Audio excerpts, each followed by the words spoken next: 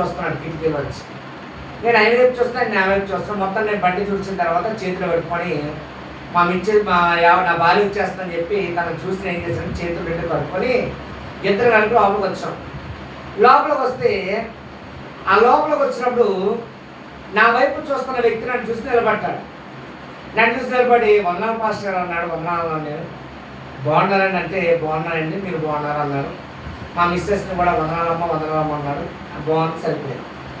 అయితే నేను ప్రార్థన చేసుకున్న కానీ నువ్వు ముందుకు వచ్చేస్తుంటే ఆయన అన్నాడు, అయ్యా మీతో మాట్లాడాలనుకుంటున్నాను నేను, మీరు ఏమైనా అవకాశం కదా అని. అంటే నేను అన్నాను, ఒకటే ప్రార్థన చేసుకు వచ్చేస్తాను మేము అంటే నేను నా వెళ్ళి బలిపెడతాను మోకాలిస్తూ ప్రార్థన చేసుకొని తిరిగి వచ్చేస్తాను. వచ్చేసి చెప్పండి అన్నాను నేను. చెప్పండి ఆయన ఏమన్నారంటే, అయ్యా నేను మీతో గంట సేపు అయినా సరే నేను కూర్చొని మాట్లాడాలి, కొన్ని విషయాలు నేను మీకు చెప్పాలని అనిపిస్తుంది. అయితే నేను ఒక విషయం ఇక్కడ వచ్చి కూర్చున్నాను. నేను మీరు బండి బయట చూసుకున్నప్పుడు మీరు ఎప్పుడు నేను చూస్తున్నప్పుడు దేవుడు నాతో మాట్లాడిన మాట ఏంటంటే, అది కూడా నా సేవకుడు వచ్చిన నా సేవకుడితో మాట్లాడు, ఆ సేవకుడు నా మాటలకి అందిస్తాడు, నువ్వు అదే పడదు, నువ్వు భయపడద్దు అని దేవుడు మీ వైపు చూపించి దేవుడి స్వరం నేను వింటూ ఉన్నాను, దేవుడు నాతో మాట్లాడుతున్నాడండి. అందుకే నేను నీ వైపు పదే పదే చూస్తూ ఉన్నాను నేను. అయితే దేవుడు మీతో మాట్లాడమని నాతో మాట్లాడుతున్నాడండి, మీతో గంటసేపటి నేను మాట్లాడుతాను, మీరు నాకు అవకాశం కదా అన్న. నేను అప్పుడు ఏమన్నా నేను మాట్లాడుతున్నప్పుడు, అయ్యా భోజనం చేస్తే మనం కూర్చొని మాట్లాడుకున్నాం అంటే, అలా కాదని పాస్టర్ గారు నేను మీతో మాట్లాడాలి అనుకుంటున్నాను, నాకు భోజనం అది కాదు కానీ కొన్ని విషయాలు నాకు ధైర్యపరిచే మాట్లాడాలి చెప్పండి. అయితే నేను మీతో మాట్లాడే కారణం ఏంటంటే, నేను చనిపోదామని ఇక్కడ నేను కూర్చున్నాను ఉదయం చర్చిలో. నా పరిస్థితి ఎలా ఉంది, నా చుట్టూ చాలా అప్పులు ఉన్నాయి. ఒక విధంగా చెప్పాలంటే నా ఇంట్లో తెలిసిన అప్పులు కొన్ని అయితే, నా ఇంట్లో తెలియని అప్పులు కొన్ని ఉన్నాయి. తెలిసిన అప్పుల విషయంలో నాకు భయం లేదు కానీ తెలియని అప్పుల విషయంలో మాత్రం నాకు చాలా బాధలు పెడుతున్నారు, నేను తట్టుకోలేకపోతున్నాను. ఒక విధంగా చెప్పాలంటే నా మనసు అనేక రకాలుగా పరిగెడుతుంది. నేను అక్కడ కూర్చున్నప్పుడు నా మనసు ఎలా పరిగెడుతుంది, చచ్చిపో అక్కడ దూక ఇక్కడ దూక, నన్ను అనేక రకాలుగా పరిగెడిస్తూ ఉన్నప్పుడు నేను వచ్చి అక్కడ కూర్చుంటే నేను అనుకోకుండా మీ వైపు చూసినప్పుడు దేవుడు నాతో మాట్లాడంటే, నా సేవకుడితో నా సేవకుడు నీతో మాట్లాడతారని దేవుడు మిమ్మల్ని చూపించాడండి, ఆ విషయం నేను మీతో మాట్లాడుతున్నాను అన్నాను. అప్పుడు అన్నాను నేను, అయ్యా మీ యొక్క జీవితంలో ఎన్నో సమస్యలు ఉండొచ్చు, సమస్య లేని వాళ్ళు ఎవరన్నా ఉన్నారు అంటే మనకి ఎవ్వరు కనబడరు. సమస్య అనేది ఏదో ఒక రకమైన సమస్య అందరిలో కూడా ఉంటుంది.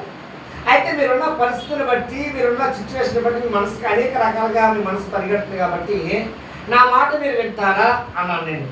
తప్పకుండా వింటాను, మీరు చెప్పండి అన్నాడు ఆయన. అన్నప్పుడు నా అన్నాను, అయ్యా తెలుసున్న అప్పులు కొన్ని, తెలియనప్పుడు మీరు కొన్ని అని మీరు చెప్తున్నారు కాబట్టి మీరు ఇంటికి వెళ్ళిపోయి మీ భార్యతో మీ పిల్లలతో మీరు చెప్పిన మాట ఏంటంటే, అమ్మా ఇన్ని వ్యాపారాలు పెట్టడం వల్ల మనం లాస్ అయిపోయిన విషయం మీకు తెలుస్తుంది కాబట్టి నేను వ్యాపారం అభివృద్ధి చేయడం వరకు నేను తెలియనప్పులు కొన్ని నేను చేశాను, ఇవి నన్ను చాలా ఇబ్బంది పెడుతున్నాను, అప్పుల వారు నన్ను చాలా గాయపరిచే విధంగా మాట్లాడుతున్నారు. అయితే ఈ పరిస్థితిని బట్టి ఏం చేయాలి నాకు అర్థం కాక నేను చాలా నలిగిపోతున్నాను, నా పరిస్థితి ఎలా ఉందని మీరు ఇంటికి వెళ్ళి భార్య గారు మీ పిల్లలు ఉన్నది కూడా చెప్పండి, తర్వాత ఏం జరుగుతుందని చెప్పేస్తాను. హల్లెలూయా. చూడండి, ఎప్పుడైతే ఆ మాట నేను ఉన్నది నేను చెప్పానో, నేను చెప్పిన మాటల్లో ఆయన అన్న మాట ఏంటంటే, అయ్యా ఎంతవరకు నా ఆలోచనలు వేరేగా ఉన్నాయి కానీ మీరు చెప్పిన మాటను బట్టి నాకు ఒక ధైర్యం వచ్చింది. మీరు చెప్పిన మాట నాకు ఏ మాట బాగా నచ్చిందంటే, ఉన్నట్టుగా నా భార్య పిల్లలకు మీరు చెప్పనని చూడండి, అది నాకు బాగా నచ్చింది. నేను ఎప్పుడు వెళ్ళి నా భార్య పిల్లలు నేను చెప్తాను అని చెప్పిన తర్వాత నేను కొద్ది నిమిషాలు దేవుడికి వాక్యాన్ని బోధించి ఆ వాక్యాన్ని నేను బలపరిచాను. ఎప్పుడైతే వాక్యాన్ని బలపరిచానో దేవుడి వాక్యాన్ని వింటున్నా ఆయన కన్నీరు కాడుస్తూ మోకాలు వేసి దుఃఖంతో ఏడుస్తూ ఉన్నాడు. అప్పుడు అన్నాను నేను, అయ్యా దేవుడు అందరూ ప్రార్థన ఆలకించేవాడే, దేవుడు నీ ప్రార్థన ఆలకిస్తాను, నీ ప్రార్థన ఆలకించను, నీ ప్రార్థన ఆలకిస్తాను, నీ ప్రార్థన ఆలకించను దేవుడు ఎక్కడ చెప్పలేదండి. దేవుడు అందరూ ప్రార్థన ఆలకించేవాడు.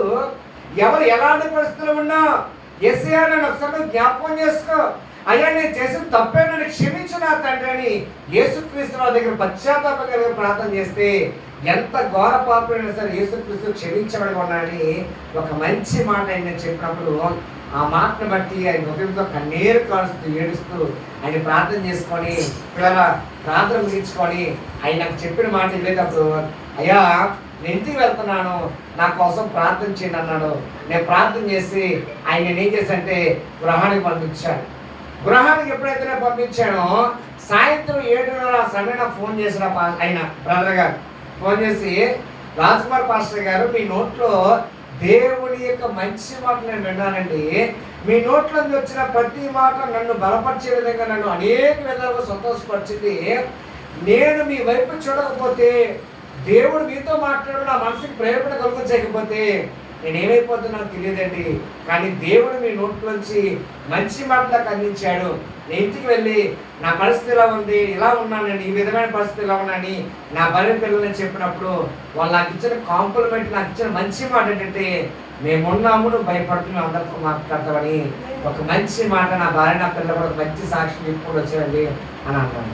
హల్లెలూయా, హల్లెలూయా. చూడండి, మనము నోట్లో మాట్లాడే ప్రతి మాట కూడా ఎదురు వ్యక్తికి దీవెనకరంగా ఆశీర్వాదకరంగా ఉండాలి.